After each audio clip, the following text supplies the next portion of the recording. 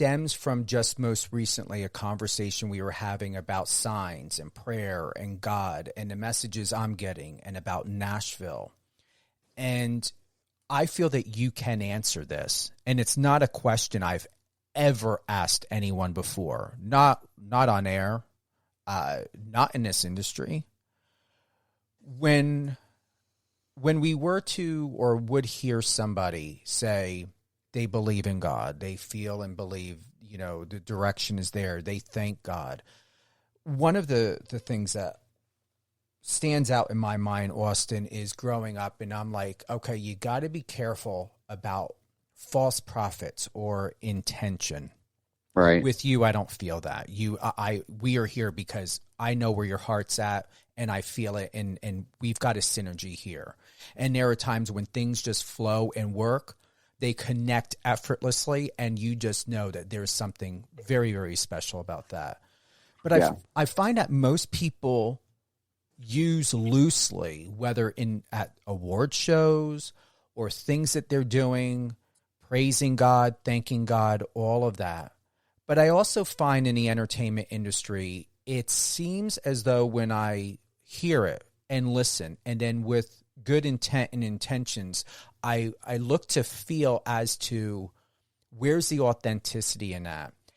How do you recognize when people use certain verbiages or reference God? How do you recognize knowing that they are a true believer? And I'm not talking religiously. I mean a true believer, that person believes that there is something so much more powerful, something that is unseen, but yet so physical in making its presence known, of what we call God. How do you recognize when someone speaks truth and through faith in that, and when someone is just recklessly and carelessly using it in a way to either manipulate, coerce, or try to convince a mutual connection?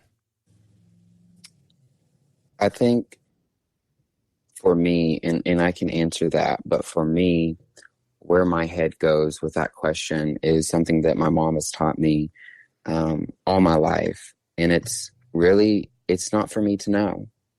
And I think that statement has given me so much peace with every decision I've had to make, with every question I've had to ponder, every decision, that some things aren't for me to know.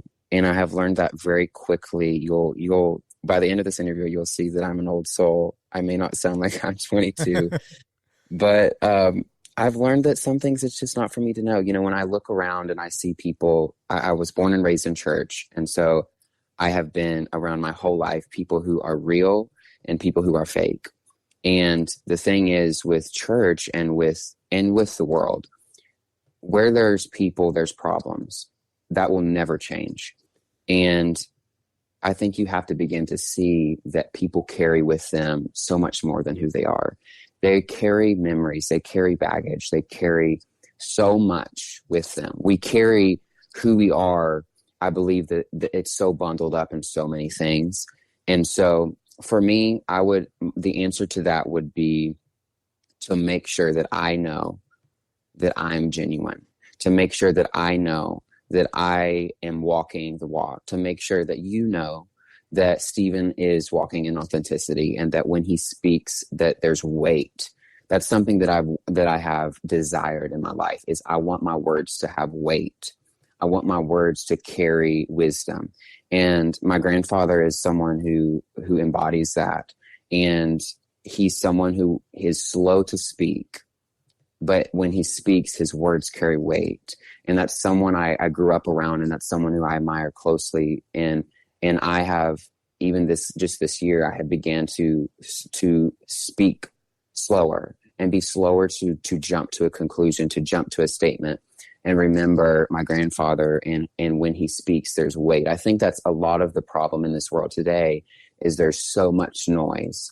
There's so much, we live in a world that does not lack wisdom. They don't lack knowledge. There is more knowledge in this world than we've ever had, but yet it's more chaotic than it's ever been. And I believe it's because there's words that don't carry weight. There's so much noise. And one thing I believe that that I hear God when I'm praying is don't add to the noise. Don't add to the noise, but really, really speak through the noise. And those are the things that become piercing. And so when I think about authenticity and I think about God and whatever you believe, if you believe that that it's a higher power or the universe, whatever you believe, you have to know that you're here for a reason, and because of that, walk in authenticity. When you speak, it needs to have weight. And so I think for that question, I think you really have to look inwardly. You know, we were talking before that we believe that God is within us. And so if you really believe that hope and purpose and this higher being that I believe is God is within me, I have to be looking inwardly. I cannot be looking at what else is going around me all the time, because then I'm losing that thing that's so special that's from within. And so I've learned really to sit. I meditate in the morning. I pray in the morning. I go to sleep praying. I pray throughout my day. It's a meditation. It's a practice. It's a daily decision to look inwardly, because I believe that it's really something that's within us. It's not found outside of us. And so that's kind of my thoughts on that. I appreciate you for that answer.